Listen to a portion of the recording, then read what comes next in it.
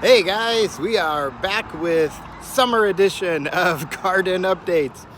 So we are in the garden and a lot of things have happened over the past week or so, 2 weeks I guess now, since we last gave you an update. So let's take a look. Let's start by looking at the peanuts because there's some cool stuff happening with the peanuts. Let's see. All right, these are the peanut plants. They've grown quite a bit since we first planted them. And what I'm really interested in, if you look, we have peanut flowers. Peanuts are really cool because what they will do, they are self-pollinating. They don't need bees, but they do need to get pollen, of course, in eggs.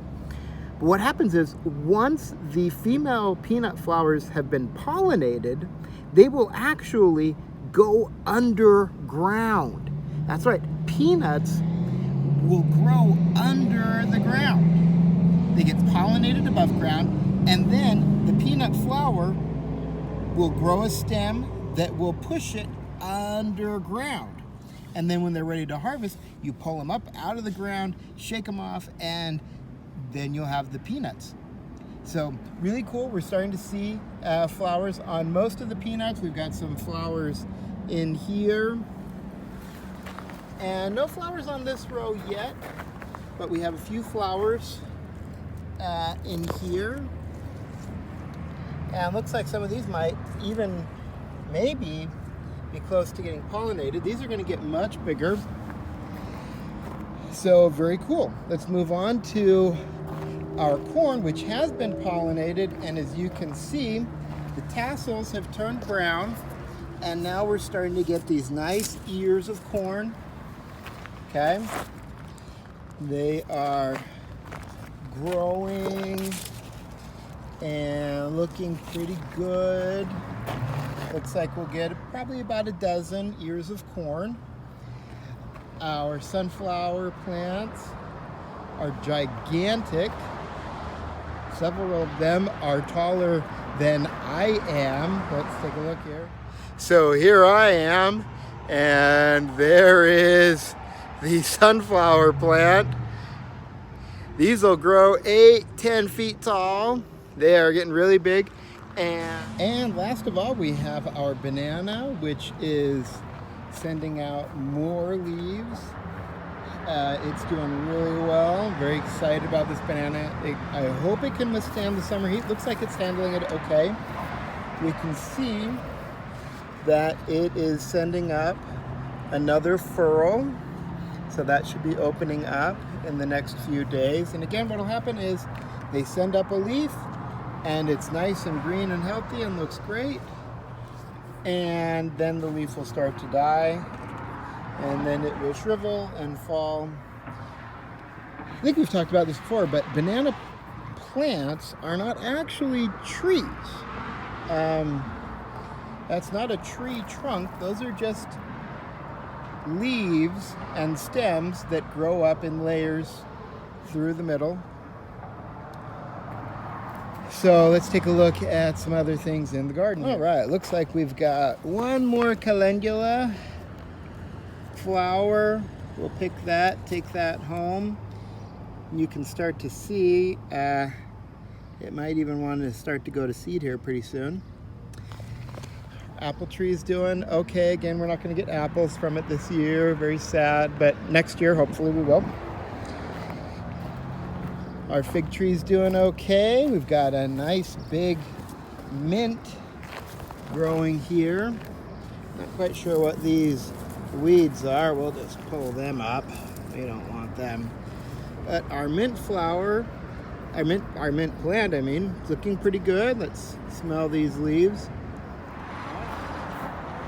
And let's go over here and check out our jujube with our chamomile, our manzanilla. And as you can see, the manzanilla is starting to die. It's reaching the end of its life cycle. Chamomile plants will live for a season and then die, and that's just the way it is, and it's okay. We've picked most of the flowers off.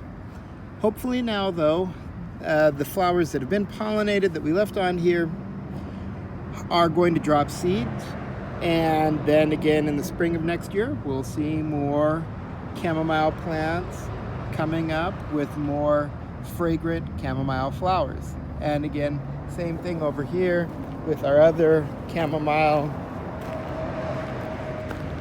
starting to die, and that's okay. That's how it works. They've reached the end of their natural life cycle. So that's it for the outdoor garden. Now let's go take a look at the greenhouse. All right, here we are at the greenhouse, where I'm very happy to report that all of the watermelons, even the ones that we thought maybe might have died in the heat when the door got closed, they are all alive. They're all doing well. Let's take a look.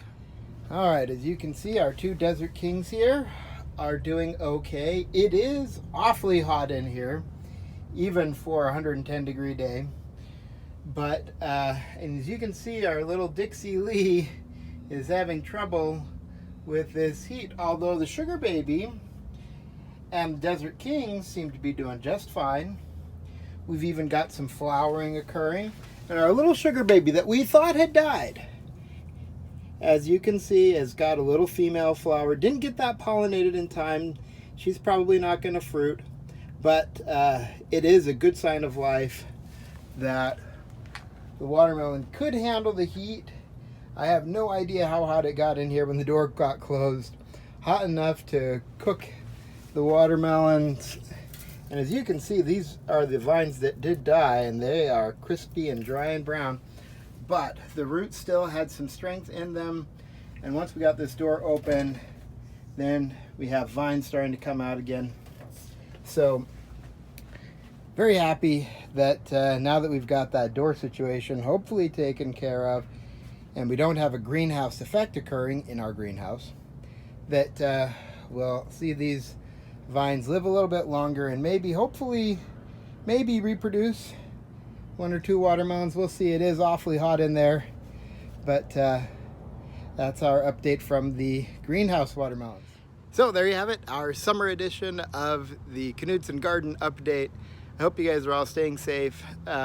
Wash your hands, stay inside, cover your faces, and hopefully we'll see you in the fall. Maybe we'll do another few of these during the summer to keep you posted on our watermelons and our peanuts and our corn and our sunflowers and our bananas. So have a good week. We'll see you soon.